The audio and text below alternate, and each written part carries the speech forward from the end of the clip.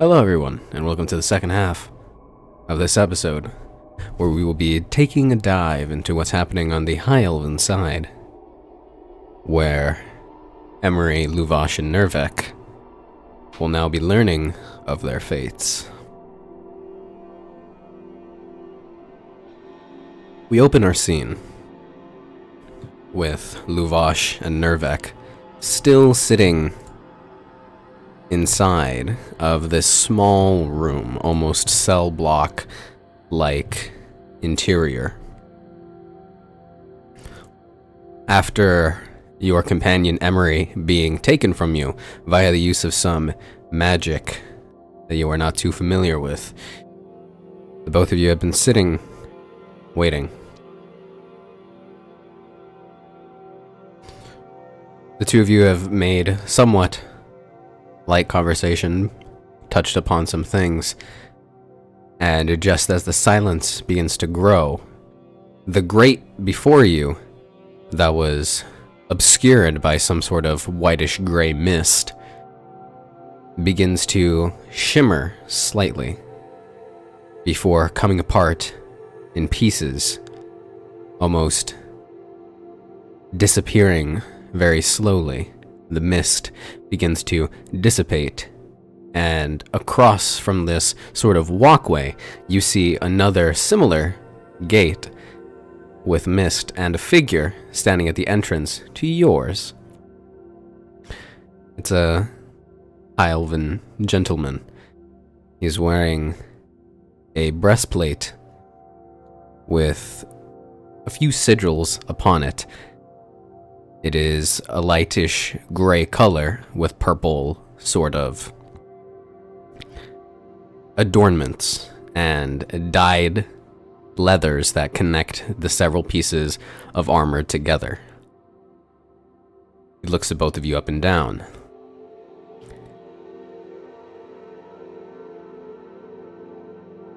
Luvash of the Rising Sun, you will be coming with me. You Yes. will follow him. And a second person comes into frame. It's a younger, seemingly high elven figure. While elves are rather difficult to discern with age through physical appearance,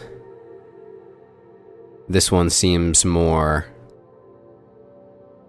light or untouched in cleanliness or sort of just exterior appearance, which gives off that sort of air of naivety, I guess we will say.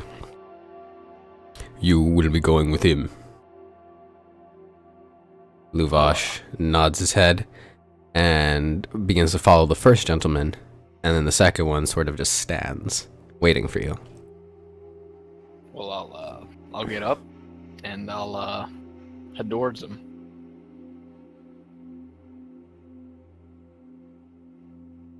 Hello. Hi. He begins to stare and stands there for a few moments in complete silence, just staring at you.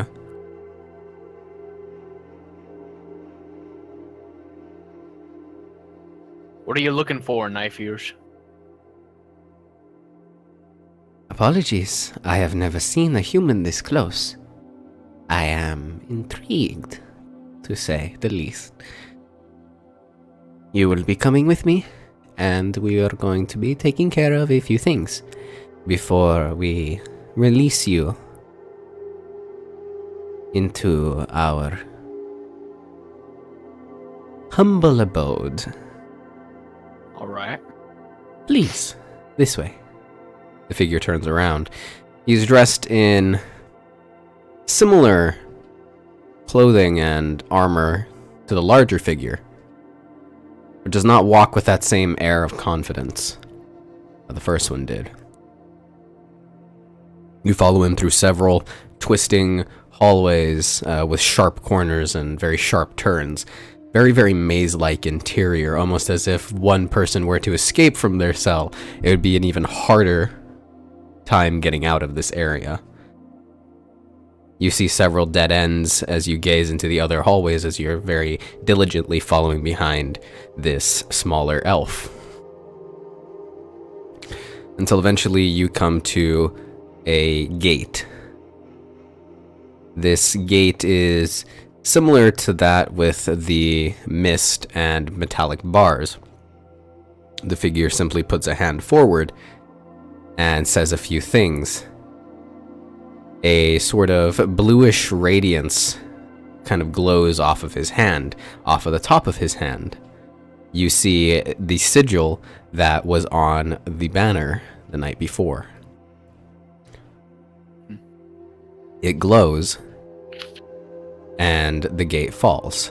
You see two high elven guards dressed entirely in plate armor, very similar to the scout that you had fought before. They stand very tall. They do not move. As you make your way through, you come out into this very large open area. It's circular along the walls.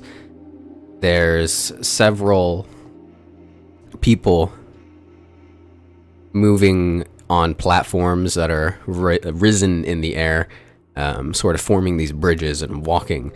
Several bookshelves adorn this almost spherical room.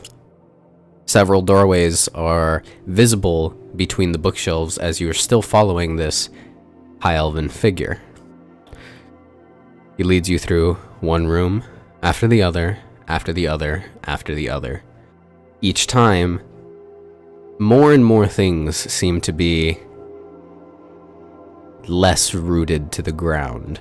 Everything around you is very magical or intertwined with magic, even so much so that in complete silence as the both of you walk in these halls, you feel almost as if you can hear the stones that make the walls around you humming slightly.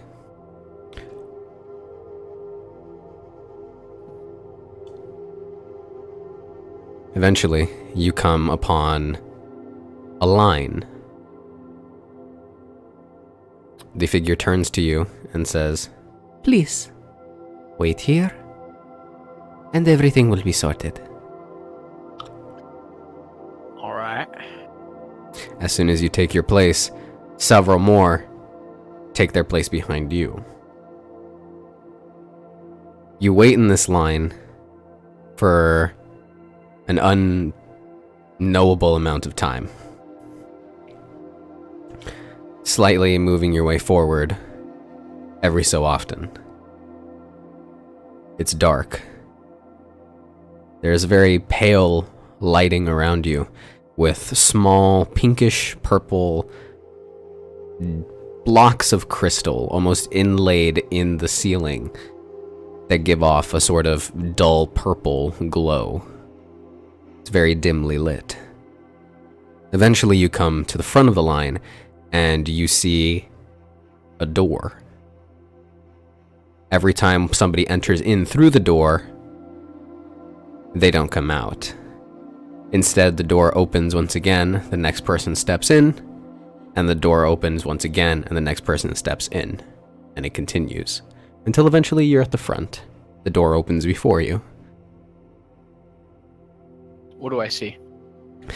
As you gaze into this doorway, you see nothing but a dull purplish light. Nothing other than this radiance. There's no... almost as if a thin veil of this is obscuring your vision. Okay. Well, I'll head in. You step through the veil of light. You hear a door close behind you, and you turn back. There is no door. You turn forward, and the light is no longer in front of you. Instead, you are sitting in a small room. There is one person, a high elven figure, standing out with a sword out. The figure says nothing.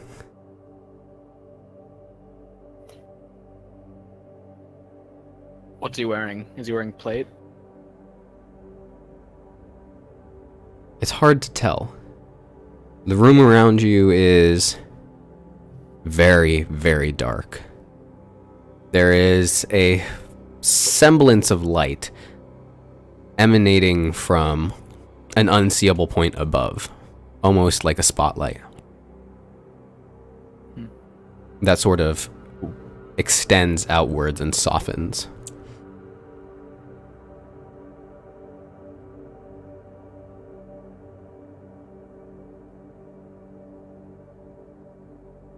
So, is some kind of test here, or what you doing there with that sword out?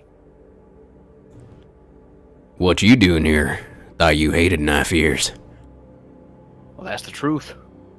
Nah, I was just kidding. They're not so bad. Not a big fan of these ones here, but as a whole, I got no problem with them. Are you sure about that? A Pretty figure damn sure. steps out from a more concentrated part of the shadow. It looks exactly like you. It sounds like you.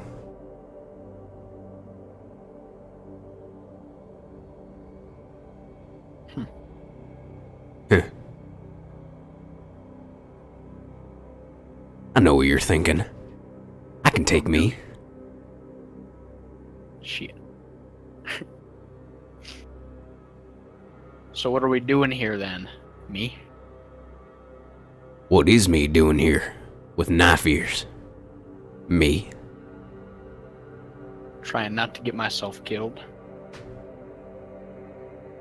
I suppose. Trying to get back to them fellas.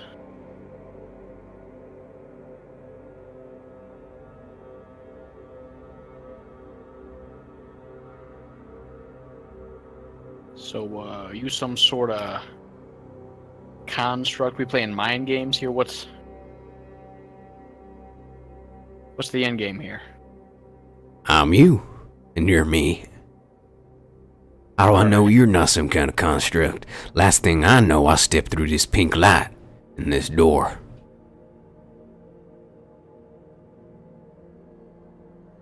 You got me. Ooh, ooga booga. I'm a magic illusion. Shut up. I'm gonna begin to look around and try and figure a way out, or just look around. As you begin to move, Ignoring me. the light begins to follow you, Prime. Mm-hmm. It begins to follow you, and as you sort of move throughout this space, you're in ruins. Okay. The high elven figure is a statue, Okay. and as you begin to move, the light begins to get brighter. The version of you that was claiming to be you, Mm-hmm. you walk away from him. He doesn't follow. All right. You're walking through streets. You're in a town. They have thatch roofs, many of which are burned or crushed inwards. It's dark, and this spotlight has grown slightly larger, but it still doesn't give you enough light to see the full picture. You wander the streets. You hear people. You hear a child laugh. And then it's silent. As you follow this street, it comes open into a large square. The center point, or rather meeting area, of what this town used to be. You see the base of a very, very large tree. Several 100 feet tall. Several 100 feet wide. Its branches are adorned with leaves of silver and white.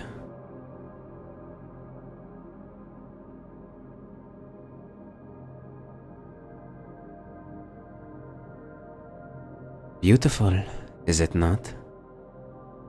A voice aimlessly is heard. Well, it's something, all right.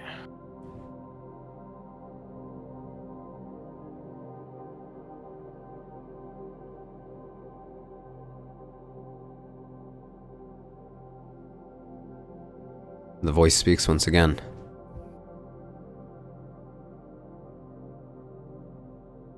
You who enter into our space. Who has sent you here? Who has sent me? I sent myself. Or did they not tell you that? Are you too low on the chain of command here? Huh. Well, you see, I was trying to find my companions, and some of your allies showed up, told me leave or be taken prisoner, and I wasn't about to leave, so we fought. I lost. Ended up here. So I guess you sent me here, you folks. You who are lost and only wishes to be found, to find others.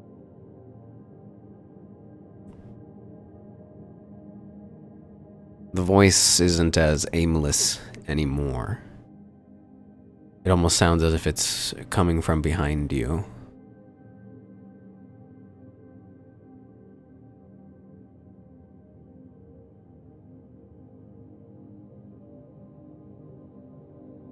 You who have been sent here. Who has sent you here? We getting philosophical now? Is that what you're going for? I mean, let's think, I suppose. Could name off some gods, I guess. Name off some. Maybe the devils are making me do this, huh? That's something. Maybe not. Maybe I'm running from trouble. Yeah, that's it. What does it matter to you?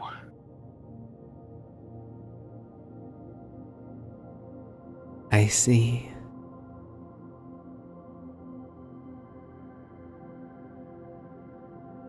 What does it matter to me?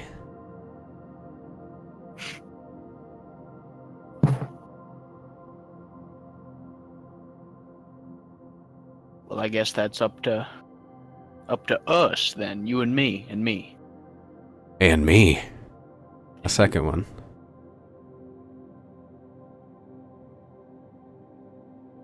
Both of them, as you turn around to look at where the voices are coming from, stand on either side of two roads. One of them has several scars across the neck, across the face, deeper than the one that you already have. Looks like a war veteran. He's missing an arm. The other one is holding a child. Behind them you see two different images. Where once they were two streets that led to this square, instead you see one with a large tree burning behind it, and the other, the hills back of the triad.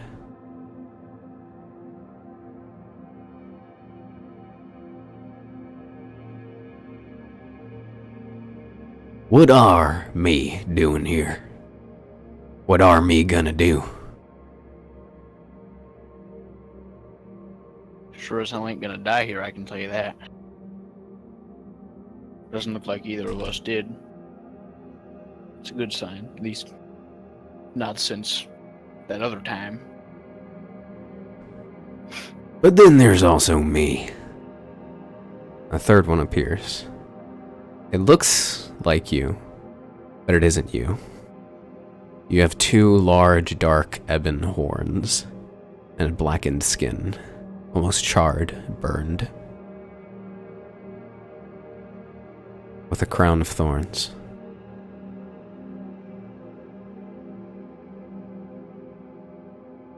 And then there's me, and me, and me, and also me. And more paths begin to open, until you're completely surrounded by all probabilities. And then they all speak in unison. But what are me gonna do about me?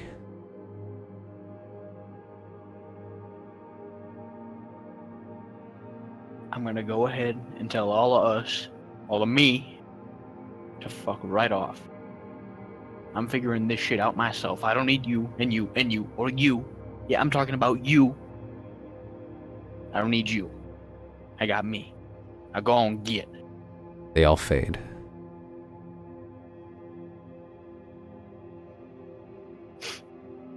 The scenery around you begins to fade. And then it's you. And you. The both of you look exactly the same. Except this other one of you that stands in front of you has its hand out towards you.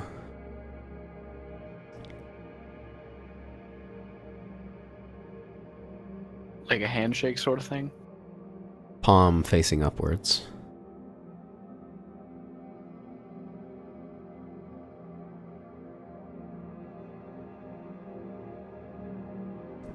Now what do you want from me? I don't know you shit. I don't know you shit, but you're me, and I'm me. And we are gonna find our friends.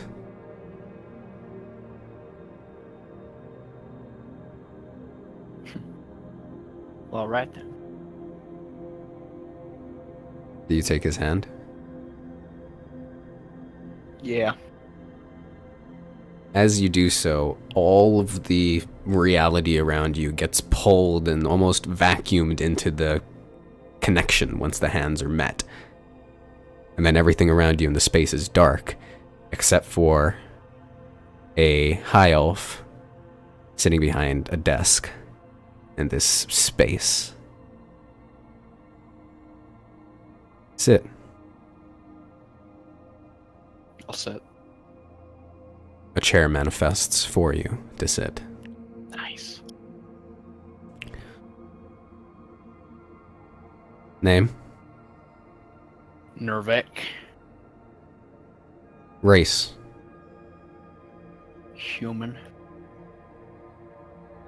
Charge?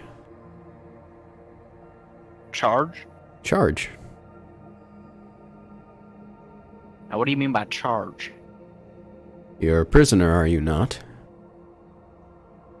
I guess I'm, would I be a prisoner of war? Maybe not a prisoner of war, I guess, assaulting, I don't know what he was, maybe a guard? Maybe a scout? Let's go with assault. How's that? Assault.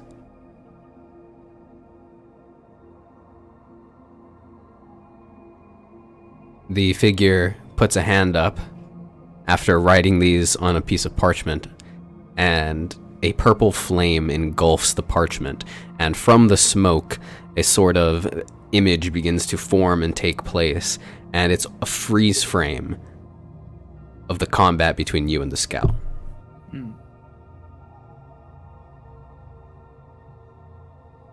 Foot soldier. Magical. The fight begins to play out with these two visages of smoke. Combat experience. Intelligent.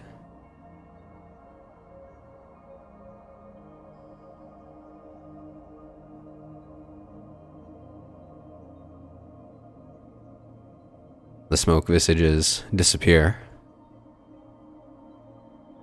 The figure extends a hand forward and a small box manifests. about the size of his palm.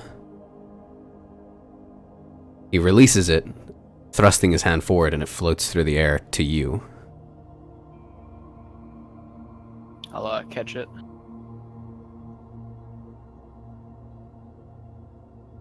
The figure looks at you, expectingly. Alright, I'll check out the box. You open the box, and exploding forward out of it is a miasma of color, until it completely engulfs you. And as you look back up at the other person there, they are waving goodbye. And that miasma of color takes you and surrounds you. And as they pass in front of you, flashing and spinning, it eventually comes to an end, and you're laying on your back in a room full of high elves. There are several beds around. It's very barracks-like.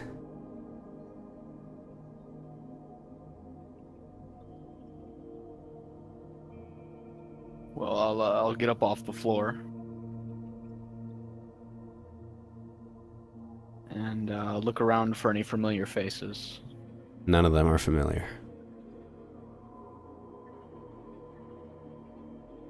Are they all high elves? All of them.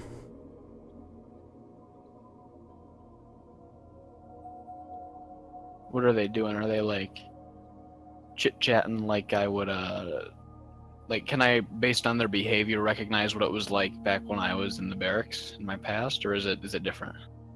Just like their actions, their body language, stuff like that. They're silent. Each of them sits on one of the beds. Two of them have some sort of tome out as they hold it over a shield. And then another two of them hold their swords with their eyes closed. All four of them seem to be entranced in some sort of ritual of their own.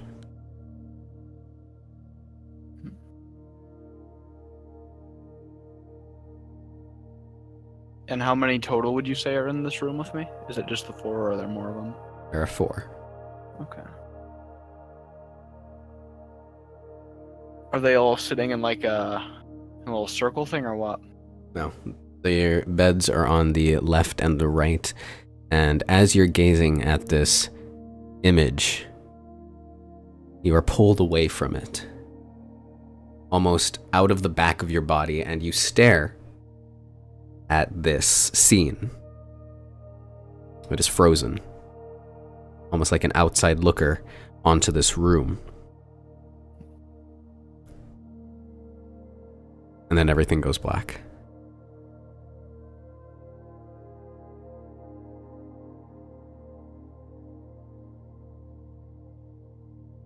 A few moments pass in this darkness.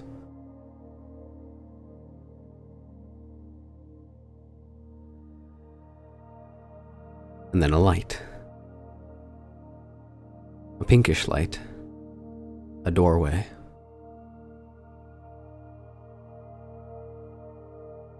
I suppose I'll head towards the doorway, like a walking pace. Each step that you make sends a sort of ripple outwards. As you look down, you see that you're walking on a completely reflective surface. You make your way towards the door. Do you pass through the light? Yeah, I do. As you pass through the light, you're in a small room. There's a high elf there. He's a little shorter than the rest. Make a Constitution save. Okay.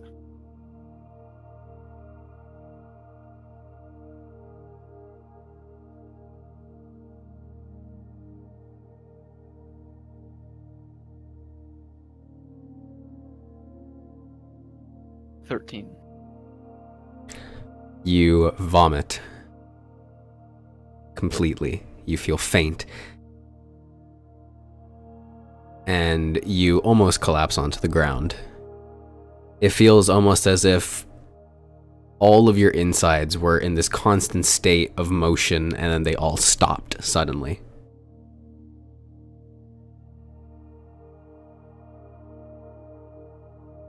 The high elf does not bat an eye. Dressed in these whitish robes with a purple lining, the figure stands in silence.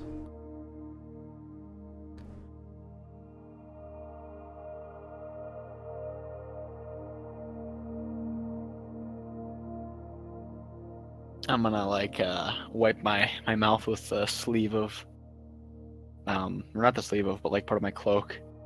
Then I'm gonna look at him and so excuse me. What's next? What happens now?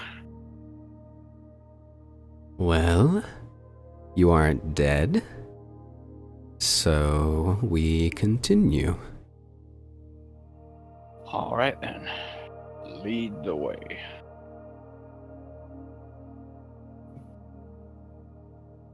The figure begins to walk. It's a very, very small room, and out through the door. As the door opens up, you see 3 tall spires.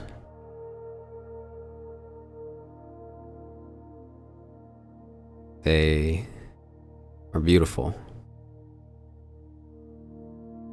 You hear birds. The air is fresh.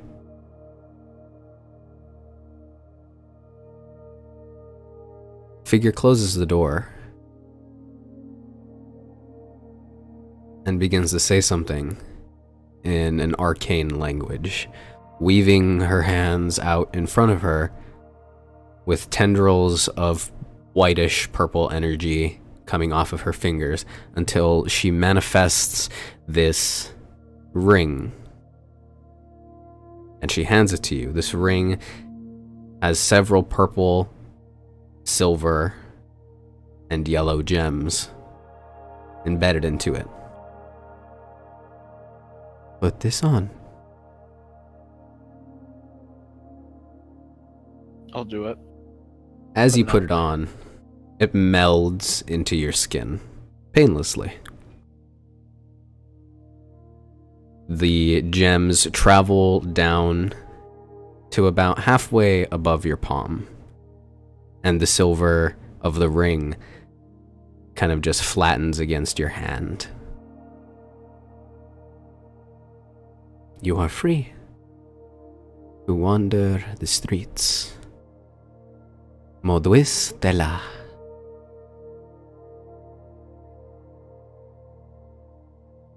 Yeah, you too.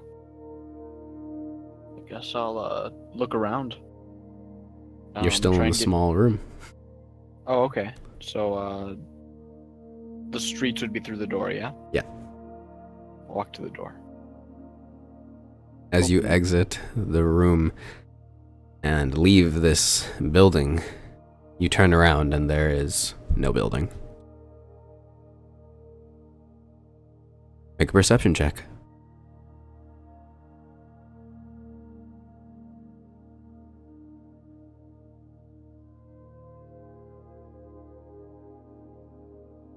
That's a 5. It's difficult to take in your surroundings. It's a lot to process all at once. The things that stand out immediately are the several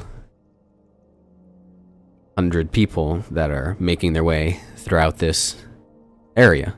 It's a very, very busy area.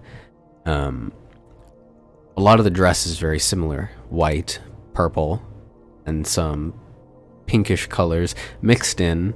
Everything seems very clean, very well kept, extravagant.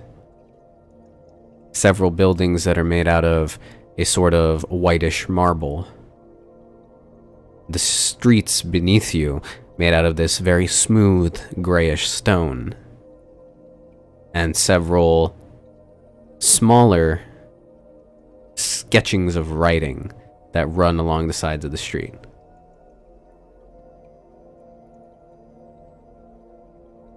And a large central hole in the center that everybody seems to be walking around as they go about their business.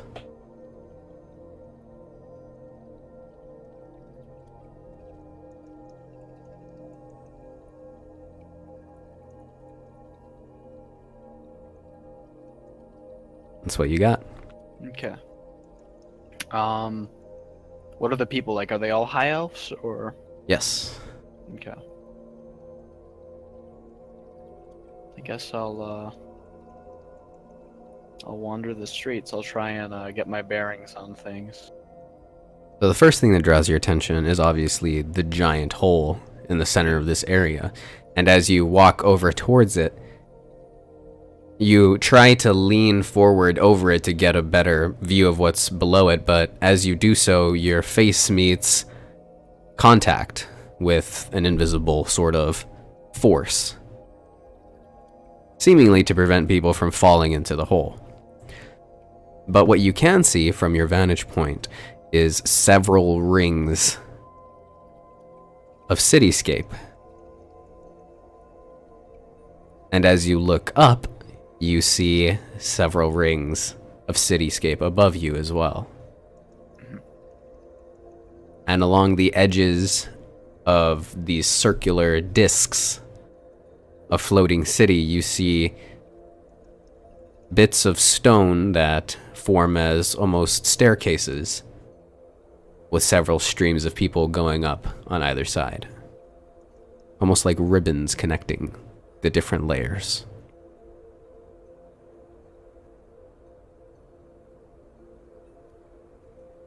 I guess I'll go up.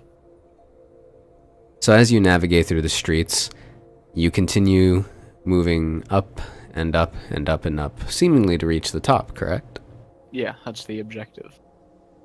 As you get to the second to last layer, the staircase is kept by some guards.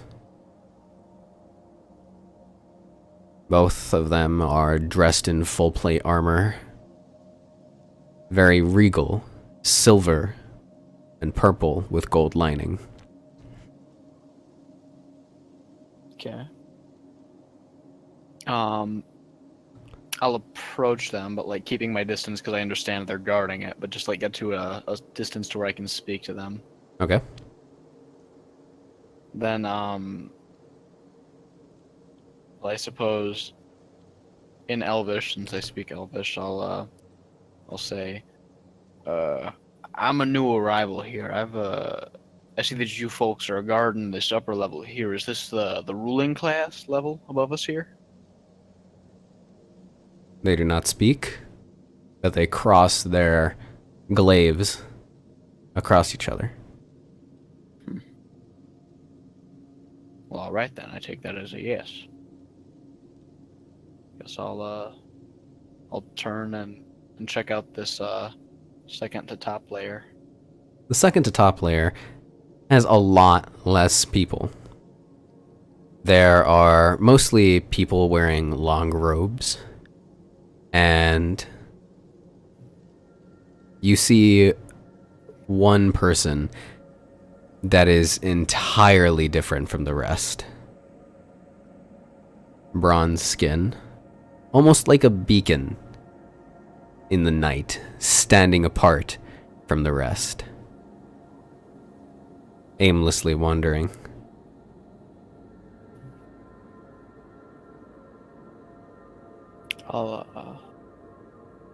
I'll walk up to him to get a better look.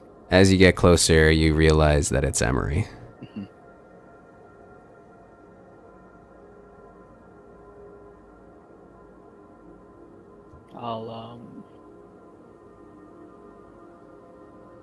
I'll get close enough to call out to him, long time no see. Do I notice him? Yeah. He's the only person who's spoken to you since you exited where you were. Ah, I don't think I ever caught your name. Nervek. Nervek. Okay. How did you get here? Well, I sitting in the cell and man approached and he took your furry friend one way and told me to follow a guy the other way, and so I did. Had a little me time. Saw some shit. And ended up here, well not here, down a couple. But yeah. Got a ring, and then it did this. Hold up my hand, sort of showing him. That's strange. Guessing it's some sort of, I don't know, something to keep me under their control, so that's just fantastic. It's probably so they know where you are. Yeah, I don't much like that. I don't think it's coming off anytime soon. How long have I been wandering around Aries? About 5 minutes. Oh, okay. And where did that one, you know the one I'm talking about, where did he take you? I talked to him in a room, and Yeah. then I asked him questions, he asked me questions, and I'm now here. So, you find out what the hell they need with us, what our purpose is? Well, I believe your purpose here is to fight on the front lines. Figures. At least that's what I you? understand. What, some I'm hoity-toity desk job? Something like that? You could say that. Figure. I'll be gathering information on enemy lines Hmm. through our companions that were captured by the Wood Elves. Something tells me, I'm just gonna go ahead and guess we're gonna be seeing them again soon, huh? Probably getting. If they're not dead, they're getting the Wood Elf equivalent of what we just got, or at least what I got. Yeah, I would assume so. I'm honestly not sure if they're still alive, but let's hope. Sure. Well, And you said something about coming up here. How high up are we? I haven't had a chance to look around. well, I wasn't really counting, but I'd say we're a ways up. I can give you that. Those guys over there, I'm gonna point at the guards. They don't talk much, but from what I can gather, the one above us is the last one, and I do believe that's the ruling class level. Aries, is that where I came from? No, you were on this layer. Okay. Okay. Then I'm pretty sure that the man I met with must live up there.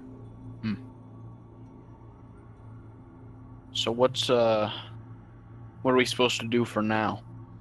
Well, I think we have basically free reign until we're called upon. All right. So if you have anything in mind, go for it. Beats the hell out of me, man. You're pretty hungry after retching out your insides. Oh, how about we see if they got anything to eat? Well, can you read Elvish? Yeah, I can read. Oh, okay, that's great. Because I definitely cannot read Elvish or understand Elvish for that matter. Well, so, that's funny how we ended up. Lead the way. Well, all right then. I guess I'll walk around this layer. If there are signs, reading them. And if there's nothing that seems like it's what we're looking for on this layer, we'll go down and rinse and repeat.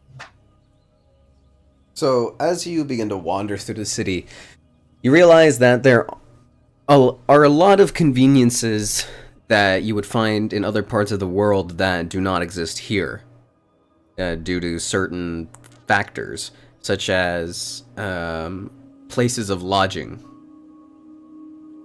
There are obviously no other outsiders, at least from what you've been seeing walking the streets, except for the two of you. Everybody here is a high elf. Another thing that you pick up on is that there are no children walking the streets. Mm-hmm. Not a single one. Well, at least not by our standards. I'd assume. Everybody... Well, elven children do still... They are short. Like, yeah, everybody... There's no people like that. There are no figures resembling that of children. Mm-hmm. Everybody walks with purpose.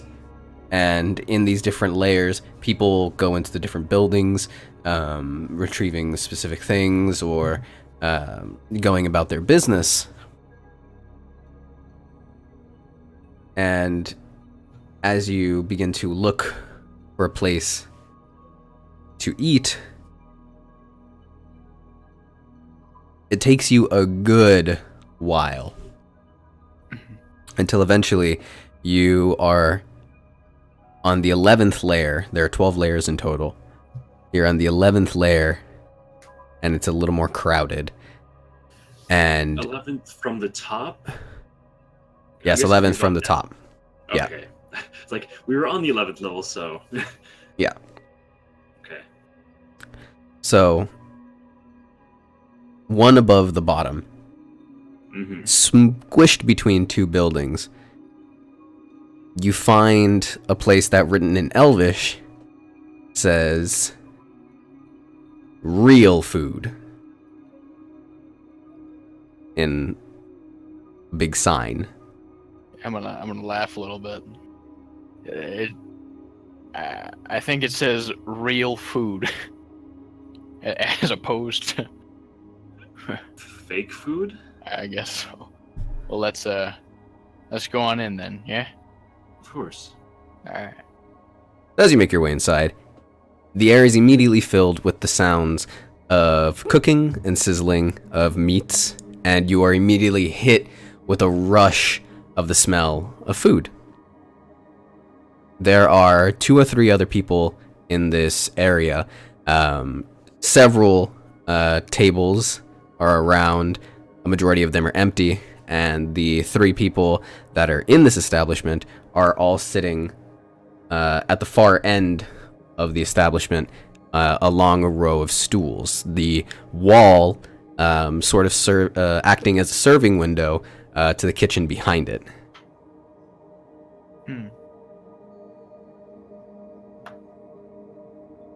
Well, I guess we'll look for a pair of open stools. Easy enough to find one. You sit down. The people in here are not as regally dressed. How many other are there? There are 4 in the kitchen, 3 on the stool, 3 at the bar, we'll call it.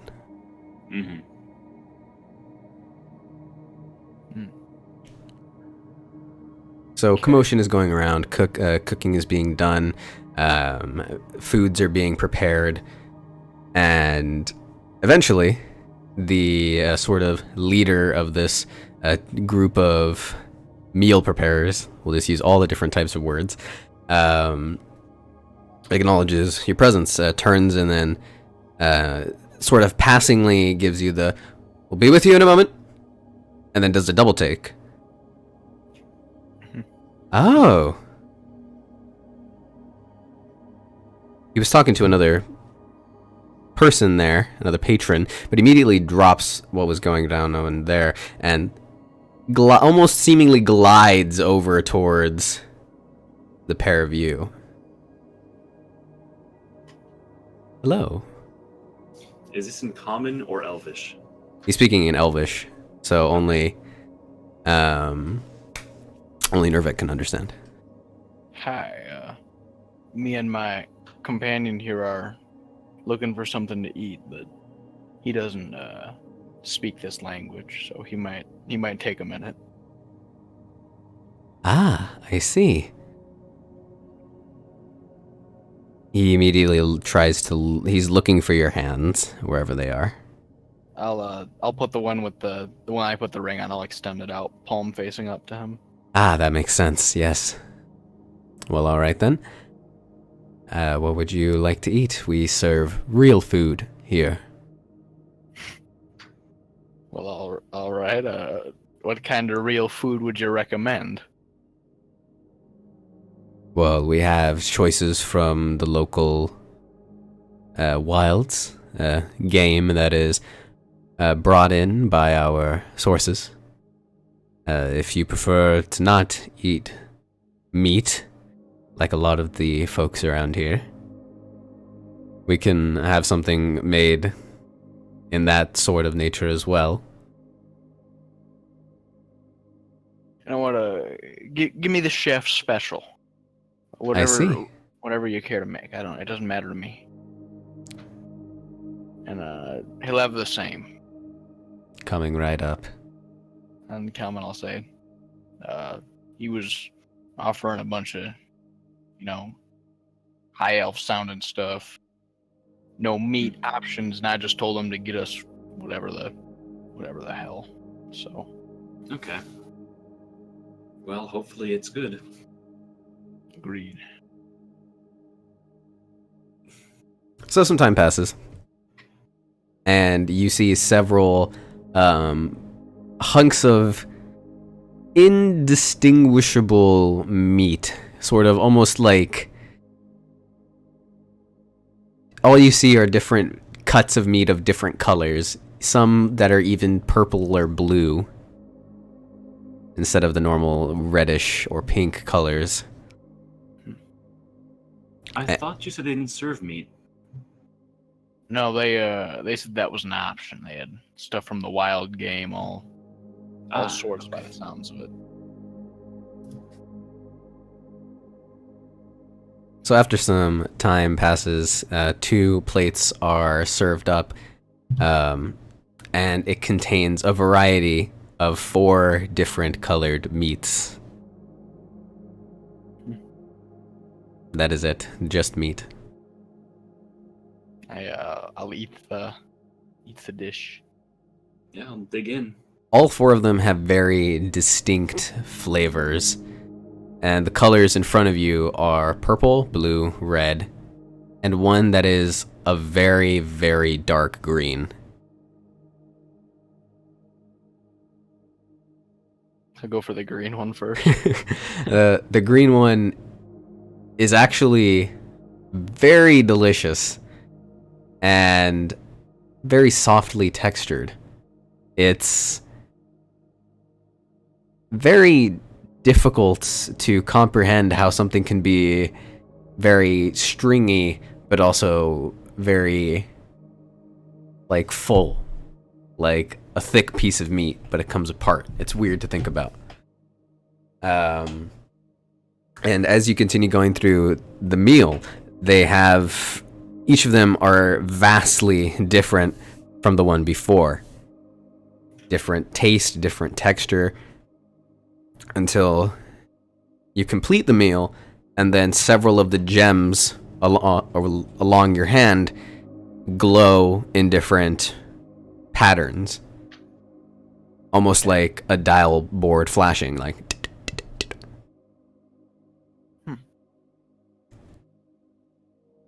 What does that mean?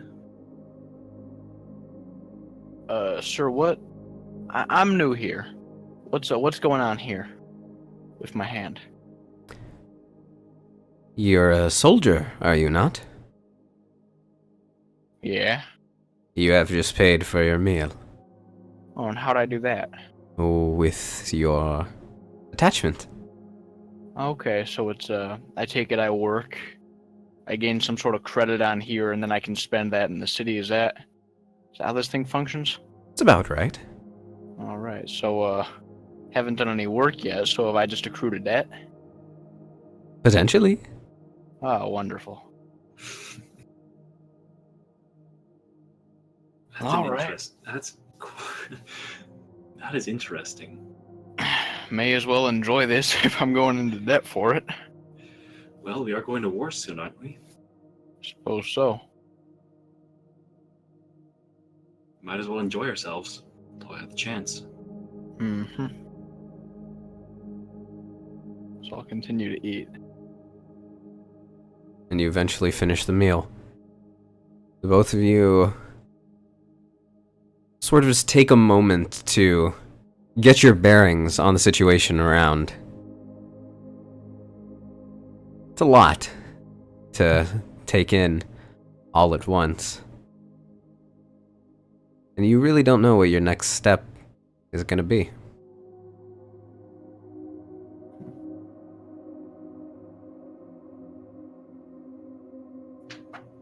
Discuss. So what now? What do you want Well, to do now? Let's see, what could we do? Do you have any limitations that you have to follow? Any rule book? I was told that I was free to wander this city. Not a lot else. Huh. Well, The door opens, and a figure dressed in a suit of armor sits down a couple seats away from the both of you. High elf, I take it? Yep, everybody's a high elf. Okay. Think I should ask that fella some questions or what?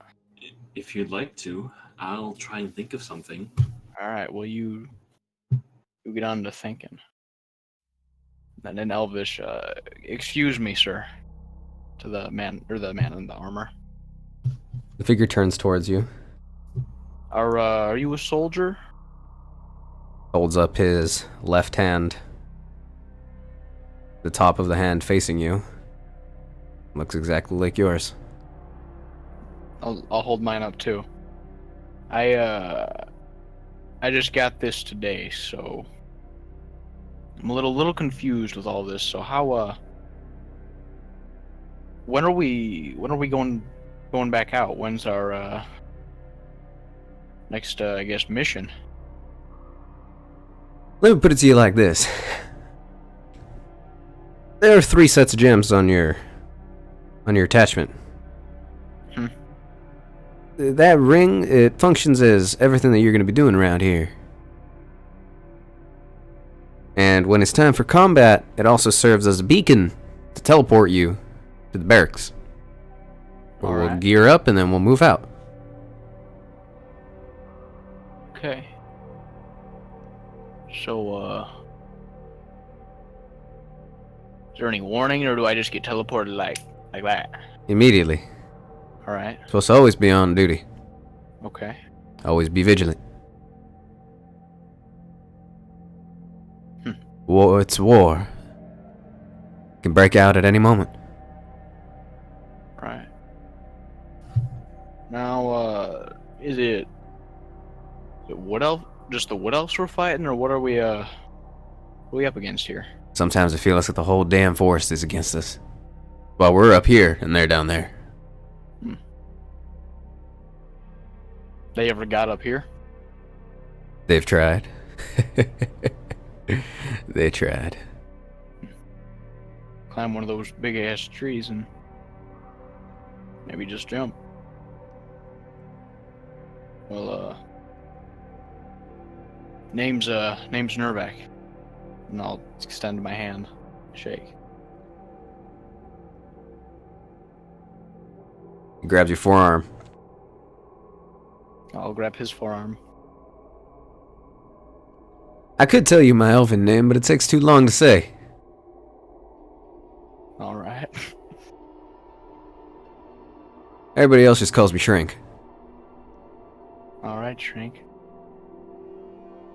Well, I'll leave you to enjoy your meal, and I guess I'll see you out there.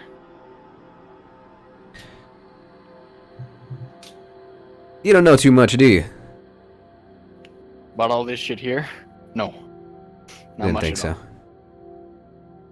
Just ask and I'll tell you. Alright, give me the rundown. Give me a orientation, so to speak. Well, soldiers are free to walk the city, and as soon as you got that thing there on your hand, you're one of us. Doesn't matter what race you are. We just don't get too many people coming into the forest and ended up in the situation that you're in. A lot of them just leave after they realize what's going on. Yeah. Well, and if you end up as a soldier like the rest of us, you're going to be put on the front lines come next time we got to get out there. A lot of times, us on the front lines don't last too long. Especially when the Wood Elves got the better fighting ground. Home field advantage. Yeah, I see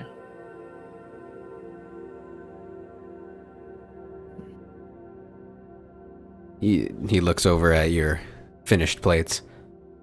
I see that you already realize how payment and whatnot happens around here. Yeah, I didn't until we'd already eaten.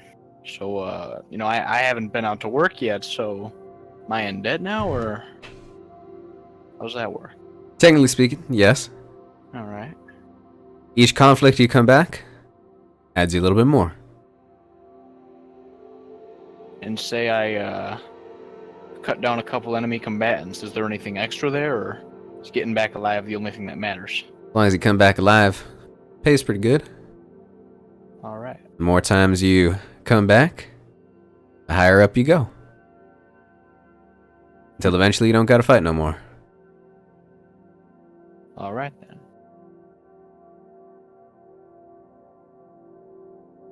I'm fighting because it's my people. You're not one of us. No. Why are you fighting? Was running from some trouble back home. Ended up with this one here, point to him, and a couple others. We were just they got some business. I don't know if it's here or farther east of here, but we had to go through the forest, and they ended up getting captured. I evaded capture, and then I got in a tussle with a scout, got some good licks in, and got charged with assault. So here I am. Wasn't too smart of you. But you got some Nah, spirit. Wasn't There's going that. back, that's for sure. What about your friend there? You a soldier too? Doesn't look like too much of one. To be honest, I don't know. I think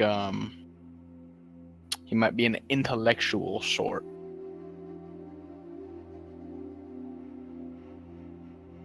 But guess that don't matter now. He's got some sort of a job, I'd assume. Otherwise, he wouldn't be here. Something about him seems different. Can't quite put my finger on it though. Yeah, he's got that feel about him. Probably wondering where you're going to be staying tonight. Considering Yeah. how all this is sort of new to you. That is is a concern that crossed my mind. Well, like I said, that thing on your hand serves as a beacon. All you gotta do is connect to the network that the people up above put us on, and we can move throughout the different compounds as we need to. Okay then. He puts his hand out like this, and this sort of almost like projection made of this pinkish light begins to form, and it has the 12 rings of the city and then several floating compounds that orbit around it. This is where we are right now. Points down to the second to last one. This one right here, one of the floating orbiters, is the barracks. This one right here, a slightly larger one, is a larger barracks, more of a living quarters type area. The barracks we just use right before combat goes out. We got ourselves all outfitted, but that's where you're going to be staying. Okay. Try it. All right. No, I'll try it. Make an Arcana check. Okay.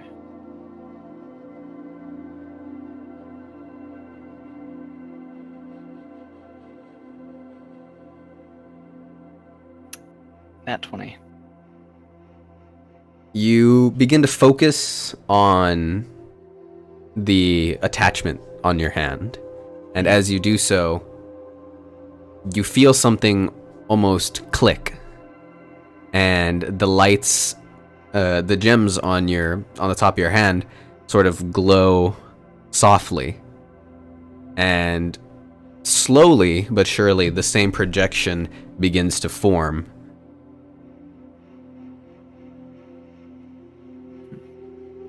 All you gotta do is focus on where you want to go, and then the magic take care of everything else.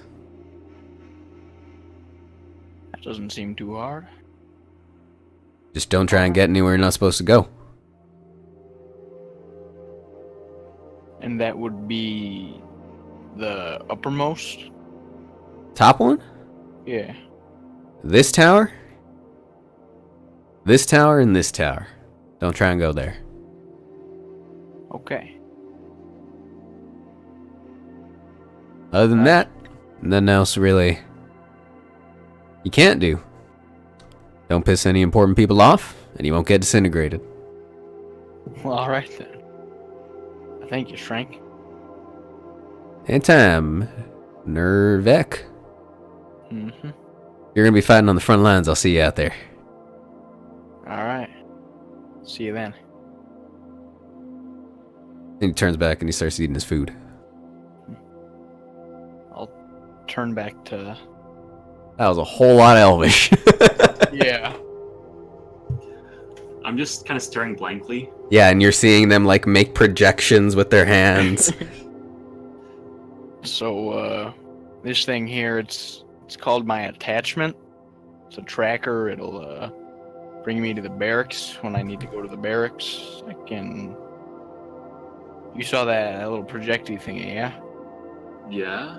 I can teleport around the city, I'm told, but not to this one, or this one, because I can't go there.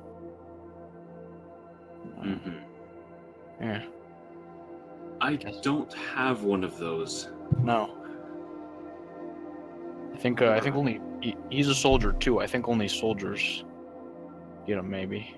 Hmm. Well, if we're done here, I'd like to go take a bit of a walk around. Yeah. Let's do that. Aries. Yeah. I'm gonna look for the whispers within the city.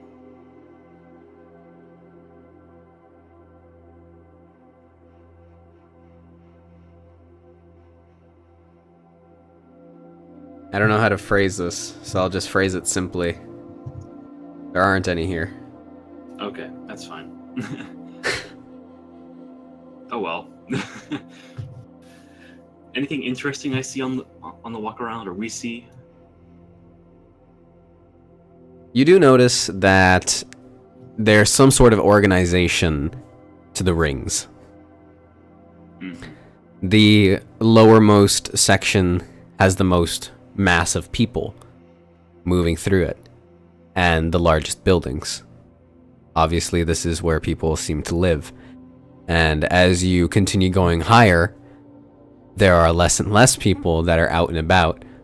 But as you gaze through windows and whatnot, it seems that as you move up in the rings, there are more and more workplaces until eventually when you hit the sixth one, that is almost like a ceiling.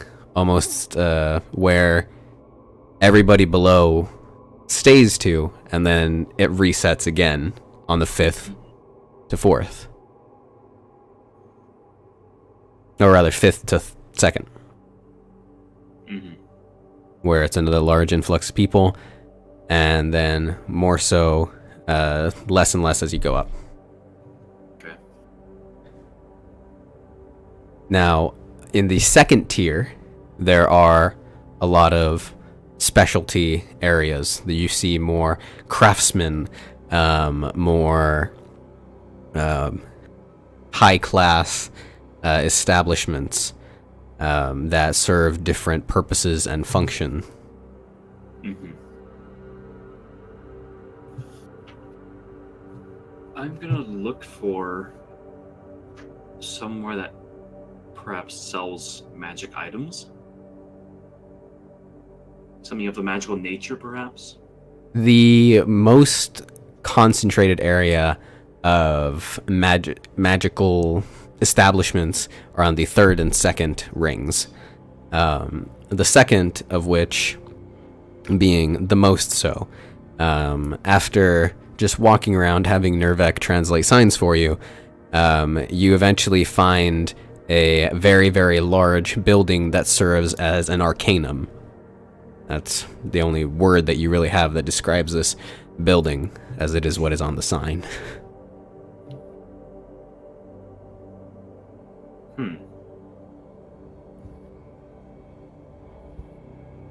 Well, I guess I'll enter. So as you enter, Nervek attempts to follow behind you.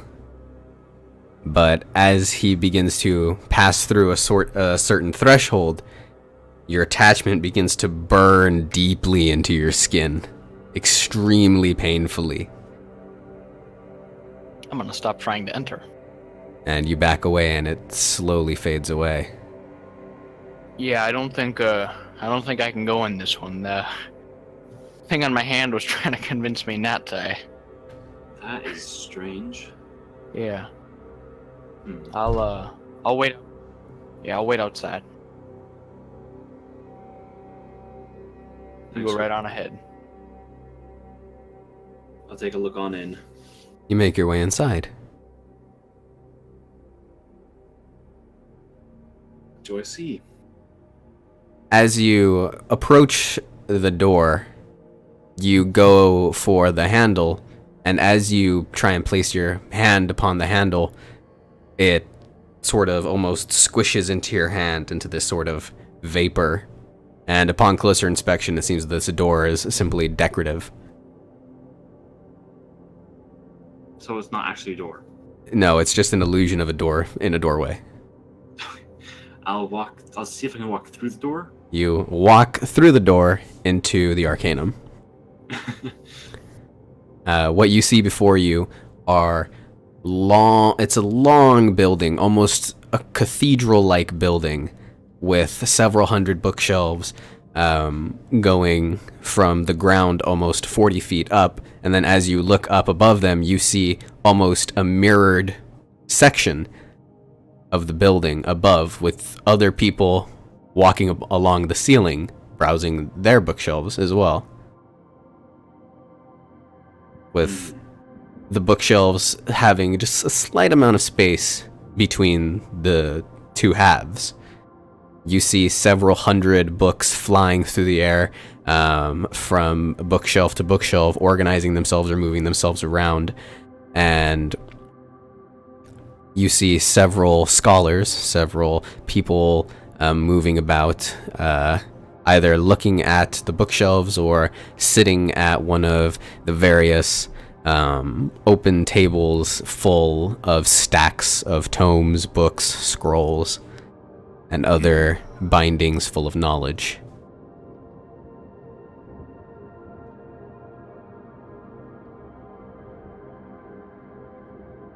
Well, guess I'll start wandering through to see what I can find. So the first thing that you realize is that all of the titles are in Elvish. Mm-hmm. It's not like you can read any of this. So you wander around, gazing at words that you can't read. Make a perception check. Okay.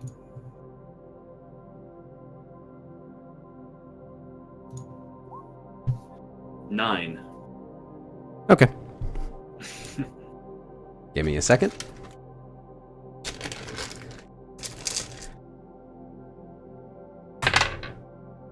Okay. That's a secret roll that will help us later. Okay. So you wonder. You see several different types of high elves. A lot of them wear different colored garb. Many prefer to stick to long, comfortable robes. But you see actually a few seemingly soldiers as they have attachments on their hands. Mm-hmm.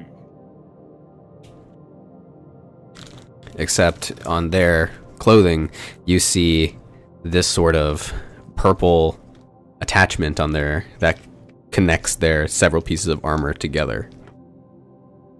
Mm-hmm. Make another perception check. Okay.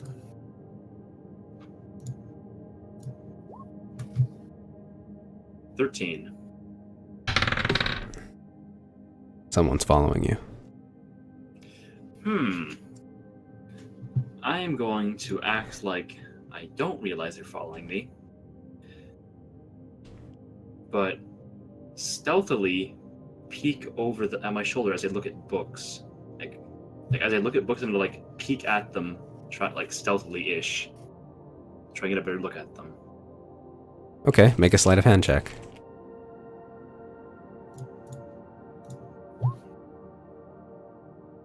$16. Okay. Okay. So you grab a book and you pretend to start reading it, and as you're reaching for it, you glance in the direction of the person that's following you. It is a high elven woman. She's wearing a long red robe, and she's been following you everywhere you've been going. Each time you look in her direction, she ducks into cover. Did she notice me this time? She did not. Okay.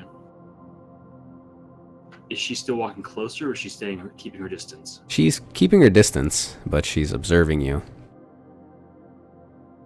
Well, I'm going to put the book back, walk a bit, take a left turn if it's like bookshelves, Okay. and take another left turn immediately after the next shelf and wait for her to walk up. Like, I'm gonna hide there. You do so, and it works. Okay. So, are you going to do anything in that moment before she realizes that you've led her into a trap? I'm just gonna get into her face and talk to her. Okay. So you've been following me for how long now? You catch her by surprise.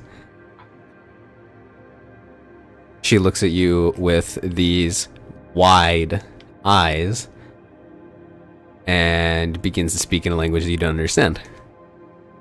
Ah, this is delightful.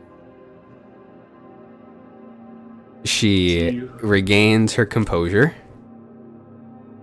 and begins to write something in the air, the tip of her index finger leaving behind a sort of reddish trail until it is written in these sort of sigils, and then it breaks and this reddish dust sprinkles over the both of you. She has cast Comprehend Languages. So how long have you been following me for? Ever since you entered the Arcanum. And why? Because you are different. And why should you follow me because I'm different? Because I do not know you. I know everyone who is in the Arcanum, but I do not know you. I'm Emery, and you are? Not important. Well, I'd like to know. It doesn't matter if it's important or not. It is not I'm important. curious. Okay. What do you need from the Arcanum?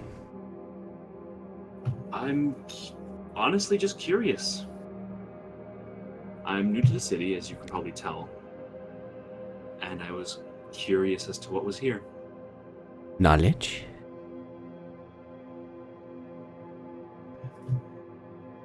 That is all there is knowledge. Knowledge can take many forms. Scroll, tome.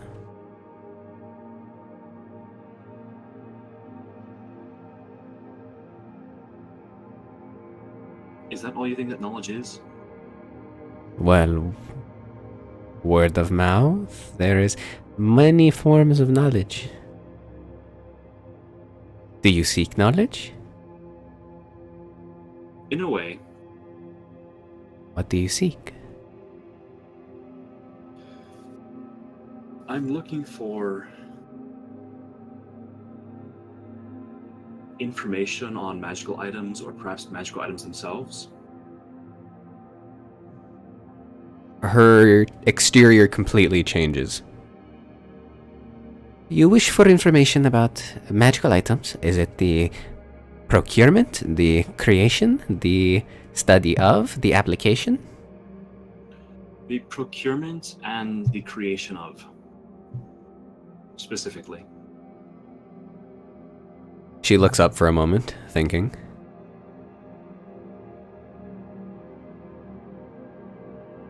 Come with me. She begins to walk. And I follow. She leads you through a series of bookshelves until eventually she plucks one off of one of them and hands it over to you. You do not read Elvish, do you? I do not. That's the first problem I found when I entered. She reaches into one of her robes and she pulls out a small little monocle. Like this. And she opens the book and she presses the little glass of the monocle over the words, and in front of you it changes from Elvish to common as you move the glass over it. Now that's an impressive item. Very simple. You take the form of the comprehend language and you add a visual augmentation, and then you add a certain magical frequency, I suppose you could say, to make it active always and make it draw magical property from the air to power it. You do not know what I am saying. I understand a bit of that, but no, I can't say I do most of it. This book that I have just handed you explains the method in which magical items are created and formed, and how that relates to the physical world and the non-physical world, as well as the various stages of how those that are able to pull from the weave and create magical items are able to do so. This book itself was actually written by a very, very, very important person, and this is one of the many copies. Is there a copy in common that I could take with me? You may keep this, and she hands you the small little red glass monocle. Really? It is very simple to make. You may have. Can I also keep the copy of the book, or? You may read it while you are in the Arcanum. And when you are done, simply leave it upon the table and it will find its way back. Could I purchase a copy of the book? The Arcanum is not for purchasing. The knowledge that is within these walls stays within these walls. It only leaves with you. I understand. And for the procurement of magical items?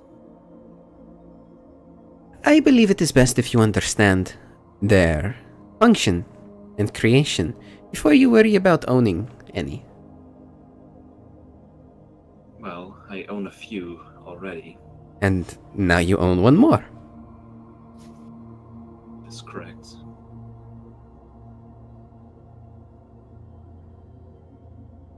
Well, thank you for aiding me thus far. If I need any further help, I'll seek you out if that's what you do here. I suppose that is one way that you could put it. Oh! There it goes. Comprehend languages, duration timed out. I'm going to use the earring to talk to Nervek. Okay. You don't have to wait for me. You can do what you'd like. I'll be here for a while. Well, about how long, if you had to throw a guess at it? Well, let's say I have found a very interesting novel. Oh, this is interesting. Is it now, old man? Oh, hello! Oh, my mistake! And you hear some loud buzzing, and then the voice is no more. So he is, I'm gonna just call him, I don't even know. Just old man at this point. He stole one of the earrings. Uh-huh. Or killed someone for the earring. And now listens in on all the conversations. You hear some loud buzzing. Oh no, I just stumbled upon the wrong frequency. Apologies. Bzz. Huh. Are you sure? Are you sure they're the same old man that stole it originally? I'm not here. Okay. Goodbye. Goodbye, old man. Well, Another loud buzz. I'll leave you to it then. I guess I'll try and get acquainted with the city. Indeed. Take care. If you ever need me, just try and just use the earring. Same to you. And then I'm gonna try and start reading the book. Then Okay. grasp as much as I can of it. So I'll just give you a couple of the highlights. Yeah. So basically it goes through the different styles of enchantment and how they are done, and what is required to do them. And it is very, very expensive and intensive and a lot of preparation. But basically what it boils down to is that magic is pulled from the weave using some very special tools, and then the type of magic that is then created from the raw primal magic of the weave is essentially run through this sort of filter to shape it until you get it to form a sort of a task or something similar to that, to form its function. And you then run it through a series of enchantments, or rather magical sort of rituals to put like the... Let me just read it off my sheet here. To put it into the sequence in which it needs to function and activate. And then you set a couple more things, like where it draws its power from to do the enchantment, or if it has a finite number of them, which is done during the enchantment. It goes through all of these different types and styles of how enchantment is done. Mm-hmm. And it is something that takes years and years of practice to do. And it's very, very many times warns against people doing it without the proper tools, because it does end in very catastrophic ways due to the nature of raw primal magic. Mm-hmm. Okay. And next, I'm gonna look for the other. I'm gonna look for her. Okay. To find the book on procurement of magical items. Well, you cannot find Miss Red Robe. She doesn't seem to be anywhere around. But with your new handy-dandy little tool, you're able to read the signs. Because as you realize, you can just press the monocle against your eye, and then you can read using your eye. Okay.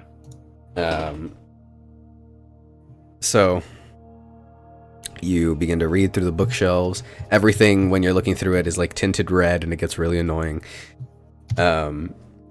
Until eventually you find the place where the book came from.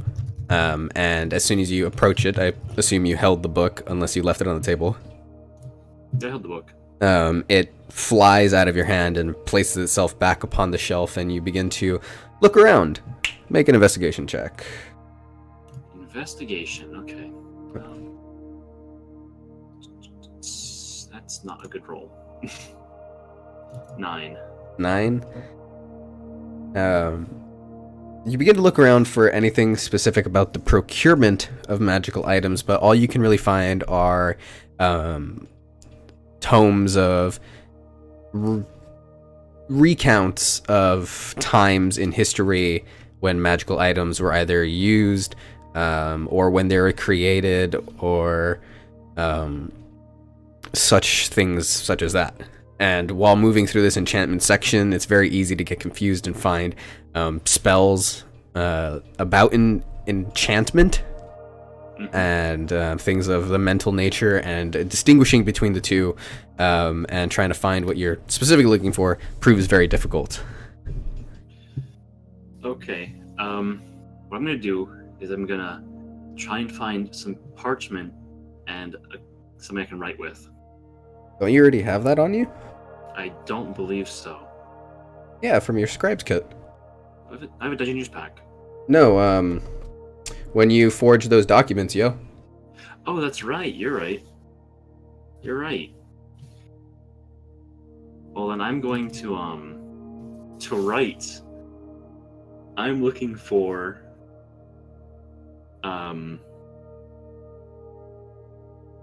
information on the procurement of magical items. Okay. I'm going to try to find someone that might know, and then I'm going to like hand them the little monocle to read it if they need that. Okay. So you find this gentleman who has stacks and stacks of books on either side of him. He's sitting at a table, and he has several of them open to certain pages out in front of him, and he seems to be leaning back in this chair, kind of just away from all of that for a moment, and you catch his attention. He grabs the monocle and presses over the letters in common, reads it over, and then proceeds to cast Comprehend Languages. Okay. Good evening. Or is it evening, Aries? Yeah. Okay, perfect. I'm looking for something on the procurement of magical items. And I was wondering if you knew what section that was? I am very well versed in this library, the Arcanum. Though the procurement of magical items is not the information that you would find in a tome, per se. You might find recounts of moments in history where certain magical items either traded hands or were used to create some sort of event or aid in some sort of time of peril. Though if you are in the market for finding magical items to perform certain functions, we do have a certain individual that could be of use to you, but he is rather eccentric. Okay. Well, it's actually for both reasons. In a way, I guess. How do I ask this in a simple term? I'm looking for items created. I'm looking for information on the items created by Adric Runmayhan. Adric Runmayhan. So you browse for information about the artifacts rather than magical implementations. A bit of both, I'd like. Well, Of course, would like to get my hands on more. there are Many, many, many tomes written about the moments in history in which certain artifacts were used. Some scribes even dedicate their entire lives to recounting the history of certain artifacts, for they have been around for so long. Well, I'm most curious about the magic bells that I heard he had created a while back. Ah, the Bells of Dragonkin. Indeed. Quite an interesting read, yes. Hold on. He begins to move through the stacks of books. I was actually quite reading about this myself. I was intrigued. I wanted to learn more about the dragon wars and what we can learn from them. Here you are. He sends a book forward towards you. This recounts certain events. This is the first half of the history of the Dragon Wars, and it details within them the creation of the Bells of Dragonkin. A great read. A great read. Perfect. I guess I'll take my monocle back if I can. Oh, please do. And thank you for all your help. No trouble at all. I'm gonna go and read the book. Alright, that's going to take a long time. It is a very, very thick book. Okay, I'm gonna skim the book for things that look interesting. You do learn some very important names, Okay. so get ready. Because I have to flip through my notes too. Okay.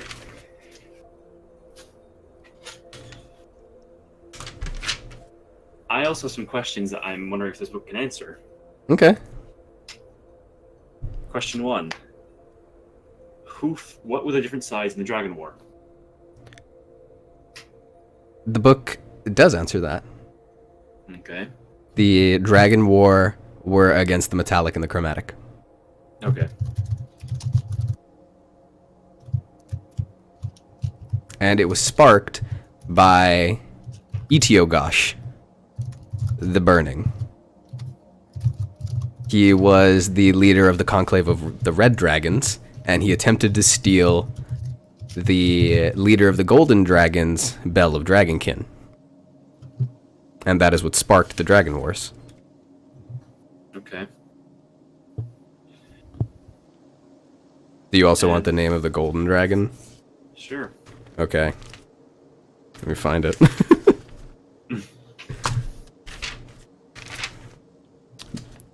I mean, it also has the Silver Dragon. It has all the dragons' names in it.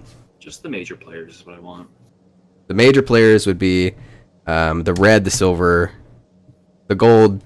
Not so much of a big player. They were wiped out pretty quick. I'll take the silver. Silver sounds fun. Mialdroirieth. Okay. That's what I expected.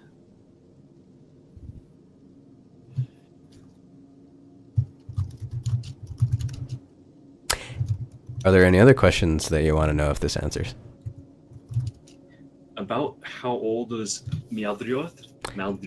This. Hey, you got it right that time. This. At the time of the wars. At the time of the wars, it does not recount the age of the dragons, but it does say how far back the Dragon Wars was. Okay. It was 2,000 years ago. Okay. Does it give a description of the dragons? How do you figure? Size, wingspan, length, whichever. It In was general said terms. that when the leaders of the conclaves met on the field of battle over the Great Plains of Draenora, those that would lead when moving as one would blot out the sky, casting shadow upon the plains below.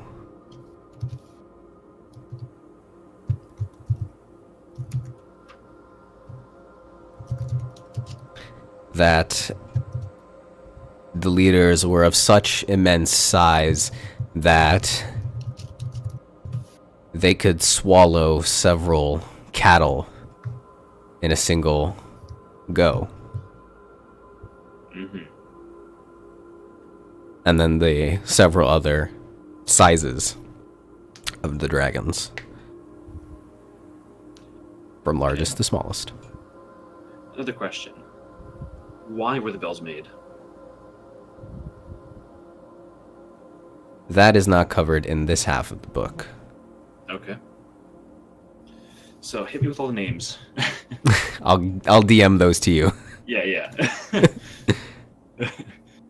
I'll give you the names of the leaders, because those are the only names that are in this book. But then there are also a couple of other ones.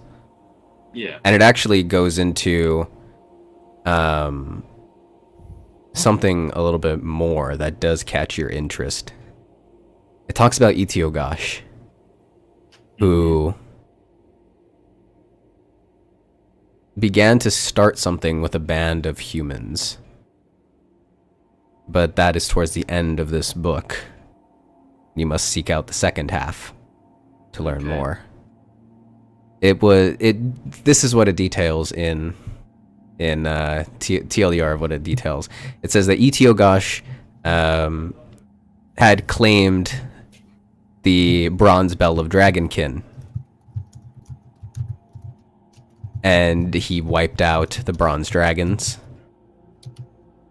seemingly to the rest of the world's knowledge. Mm-hmm. That's it.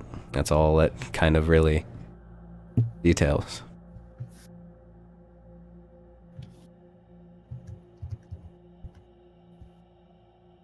Okay.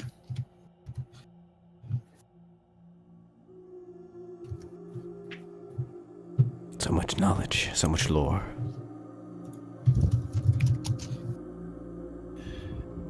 Well, I'm gonna search out. I'm gonna look for the second half, and continue on with my reads. Yes. My skimming. With your research. So, we're going to put a pause on that and see what Nervik's doing. Of course. Okay. I guess I'll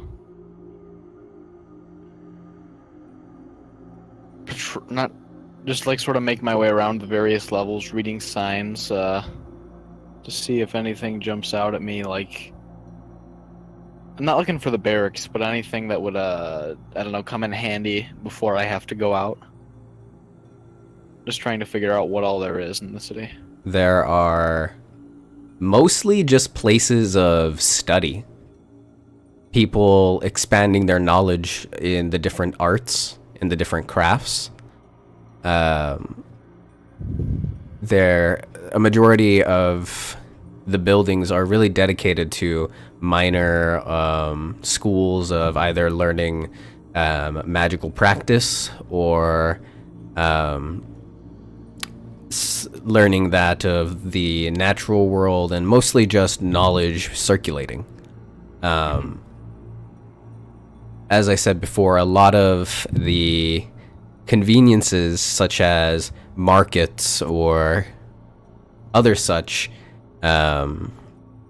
areas of significance that you would find within other towns are not present here due just to the nature of what it is. Though it does raise some questions, such as how do people eat? How do people survive? How do people get the things that they need when there are no markets? Okay. Of the various places of study, did I see anything of like a fiendish nature, a hellish nature? You didn't find anything of that on any signs, no. Yeah, I wouldn't expect. Okay. Well, it's probably getting pretty late, yeah? Yeah, it is getting pretty dark, and Emery has been in that Arcanum for quite some time. Okay, well, I'll head towards where Shrink suggested was a place to sleep. So you create the projection in your hand, and you focus on sort of the living quarters, floating portion of this area. Yeah. And as you do so, you begin to feel lighter. Almost as if your weight is being removed from you. It's a very nauseating feeling. And you watch as you slowly begin to rise into the air, and you begin to see portions of your skin becoming transparent with this sort of purplish white color.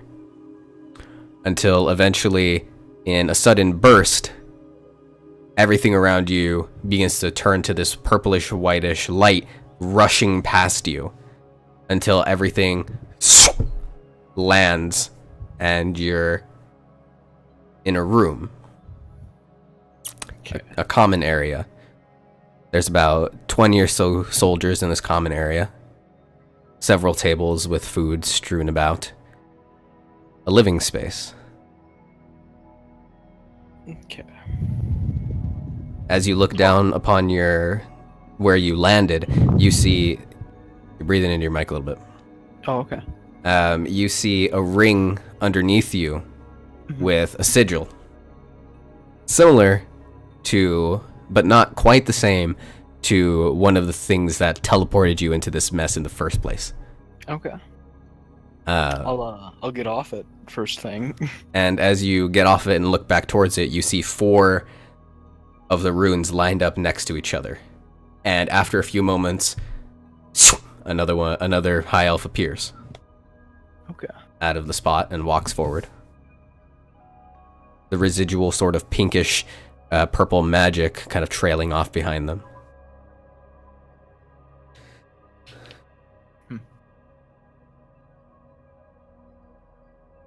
And I only see high elves, correct? Yep, nothing but high elves. High elves. Okay. Well, I guess I'll look around and like past the living area and see what else there is here. There are a couple of staircases, one that goes up and one that goes down that are next to each other.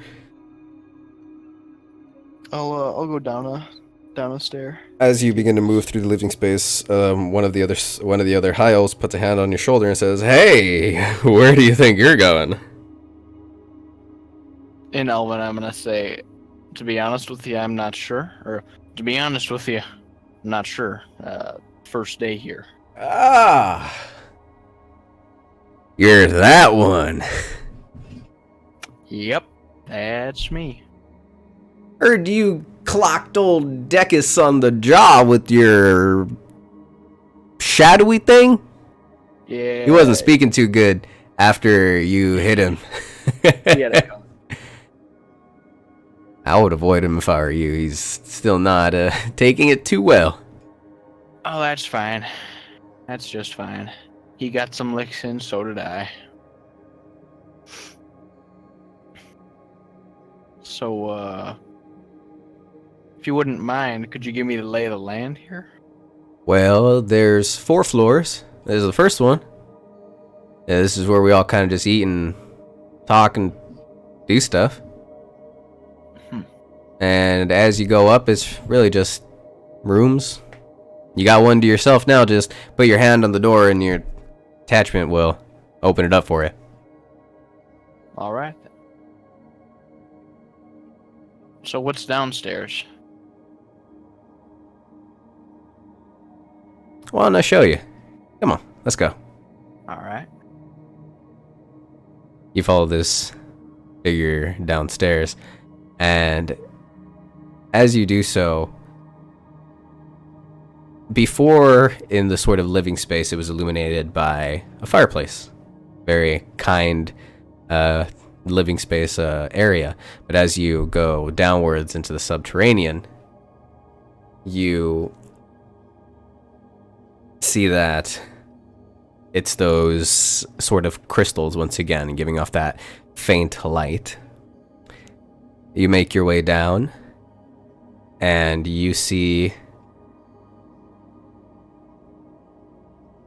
standing side by side, almost like terracotta soldiers, these constructs.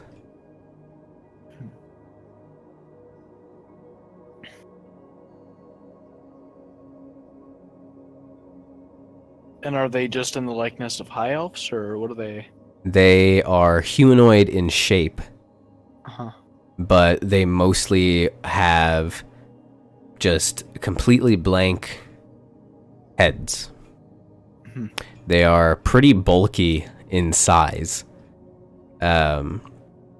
Easily about 6 feet tall.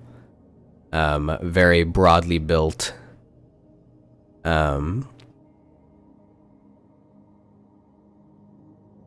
Very simple. Almost as if they were molded. Okay. And so, are these our comrades, so to speak? Don't know. No? Just keep them Never. down here. They ever been in the field with you? I don't know what they're supposed to do. They're kind of creepy, though. Yeah, a little bit. They move? I don't know. I don't know what they're supposed to do. Just take up all the space down here. I want to, try and see if I can figure out what they're made of. You go up and you go to touch one, and it's very smooth.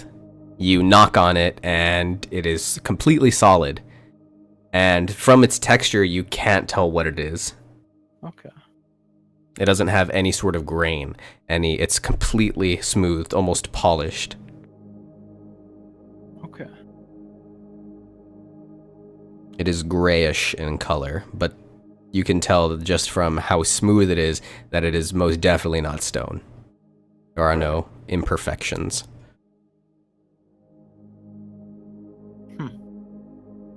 And about how many of them are there in this room? About 50. 5 rows of 10.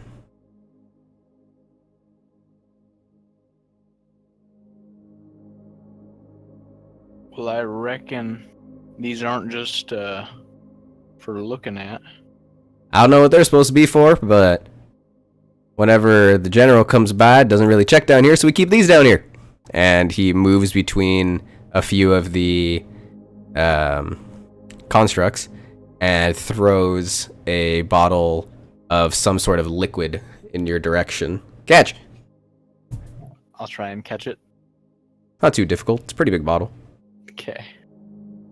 It tapers up to a pretty thin neck, and written in Elvish, seems to be a very strong type of some sort of alcoholic beverage that you have never encountered before. Okay. Is there a cork in it? Yep. I'll uncork it and give it a sniff. It smells awful. I'll react as you would expect someone to. Wrinkled up nose, all Yep. that good stuff. And you drink this?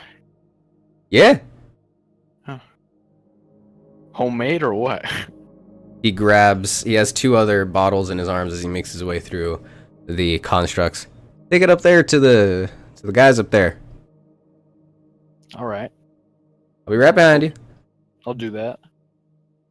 So the both of you make your way up, and as you come up carrying the bottles, there are cheers all around. Ah! Nice.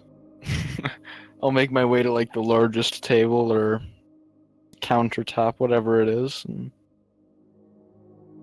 set it down. All right.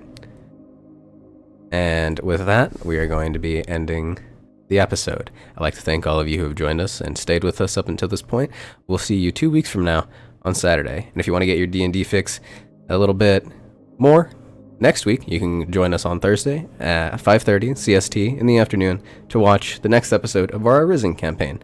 For everybody here at D&D Universe, we'd like to thank you all for watching, and we'll see you next time.